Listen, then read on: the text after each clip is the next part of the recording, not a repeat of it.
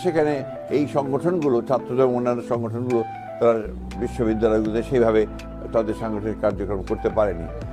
আর আরেকটা বিষয় যেটা আমি খুব জোর দিয়ে বলতে চাই যে বিশ্ববিদ্যালয়ের নির্বাচন এটা আপনার জাতীয় নির্বাচনে কখনোই কোনোদিনই আপনার কোনো প্রভাব ফেলেনি।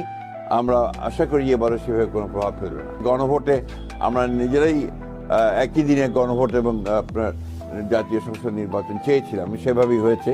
এবং এই সংসদের আপনার যে সংস্কারগুলো নিয়ে গণভোট হচ্ছে সেই সংস্কারগুলো তো আমারই আপনার বহু আগে আপনার 2016 সালে এবং 2023 সালে 31 দফার মাধ্যমে আমরা সেটা জাতির সামনে প্রস্তাব তুলে ধরেছিলাম। সুতরাং সংস্কার তো আমাদের মজ্জাগত, সংস্কারকে চলমান প্রক্রিয়া, সেখানে সংস্কার থাকবে, সেখানে না বলার তো কোনো কারণ আছে বলে আমার কাছে মনে হয় না। ভিডিও দিয়ে আপনার আমি আই ডোন্ট থিঙ্ক এই সমস্ত আপনার ফেক বহু অসংখ্য ভিডিও বেরোচ্ছে, সেটা আর থাকতে পারে। হ্যাঁ, তবে যেহেতু কয়েকজনের উপরে আপনার আক্রমণ হয়েছে সেই কারণে হয়তো আমাদের বা অন্যান্য রাজনৈতিক দলেরও কিছু নেতা সেটা একটা সিকিউরিটির জন্য তারা নিতে পারেন। কিন্তু আমি সেক্রেটারি জেনারেল অফ বিএনপি, আমার কাছে কোনো বেস নেই বলে